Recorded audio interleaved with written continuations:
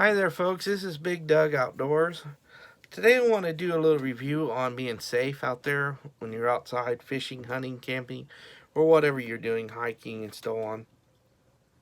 One thing I want to recommend you do to make sure you let somebody know where you're going and what you're going to be doing and when you're going to be home, and what area you're going to be in, because that really helps out when they do something happens with you or something, when especially you're by yourself. Search and rescue can actually get to you a little faster. It helps them out to know exactly, pinpoint you, um, and possibly save your life as well. And then also, I want to recommend you have your cell phone with you at all time, because they can ping your cell phone or something and find you sometimes in the woods. It helps it out as well. And with that being said, I'm going to talk to you a little bit about some safety tips and things to carry in your backpack or your hunting backpack, your fishing backpack, or whatever you're going to be going to do. Um, First thing I'm going to say, always make sure you have some good toilet paper.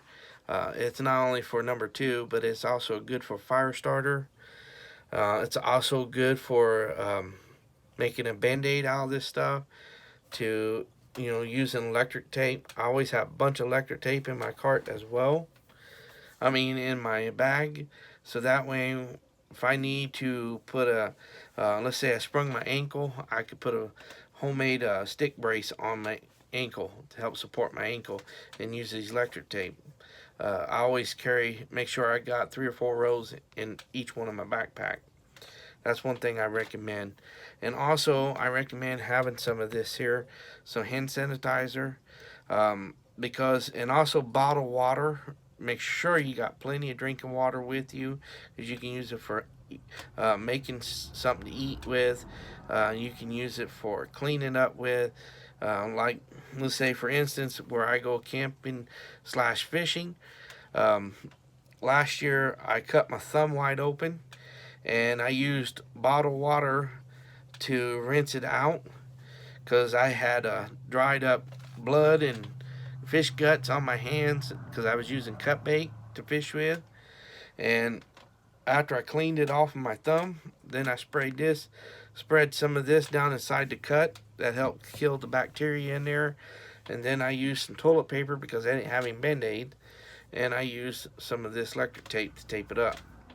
And also, if you get a severe back cut, one thing I don't have it out here, you should use is some super glue. Keep it in your backpack, because that works just as good as stitching it up. I'm not a needle fan, folks. I can't stand needles, so I always make sure I have super glue instead of a needle and thread like some people like to use.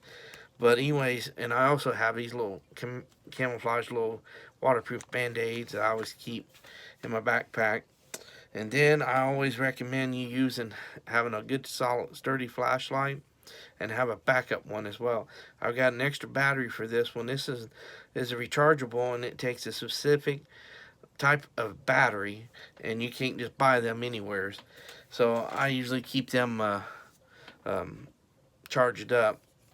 And also, it's a strobe. It's really nice to have a really good bright light for a reason. If you're out there in the dark, search and rescue are looking for you, you can hear them or see them.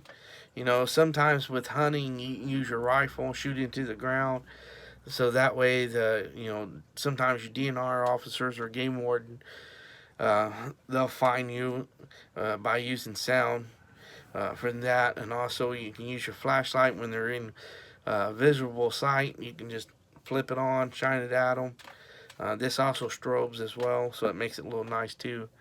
And then I have a little headlamp that I would keep with me at all times when I'm out there, so that way it leaves my hands free. I can do things with it. Uh, and then I got plenty of these batteries I keep in my backpack to use for all my flashlights and any gear that takes a battery, so that way it helps me. One, if it goes dead, I got something batteries in my backpack. I can replace it, and I always keep, like I said, an extra little flashlight. This one flashes here. You can do everything you want with it. And then I got this little light here too, a little lantern. You got $10. I seen it at a gas station. Just picked it up. Um, and then I also got in my uh, backpack some fire starters. These work wonderfully.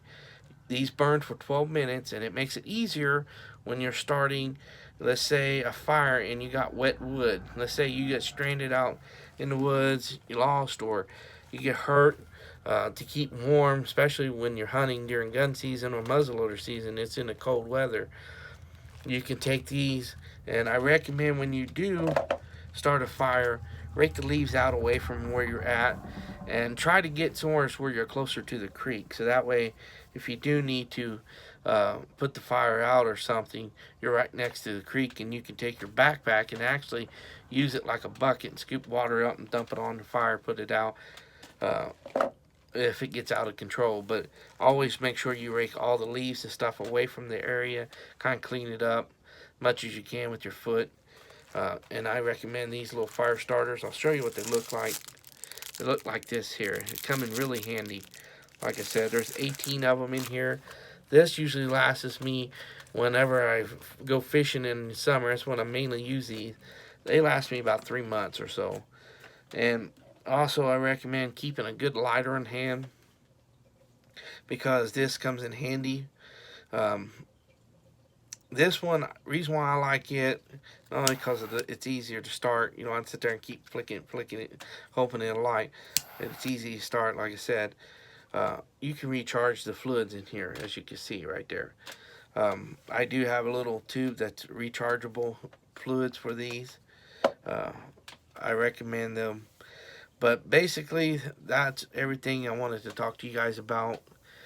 Just be safe out there. Let somebody know when you're going somewhere, and always make sure you got plenty of water with you. Um, there's times I come home, I've got 3 or 4 to even 6 bottles of water left over. But I recommend taking as much as you can handle in your backpack for that purpose, because you never know when you may need them. And I just want to thank you guys for watching this, and I hope this helps somebody out in the future. And God bless and good luck, and see you upcoming hunting and fishing here in 2020.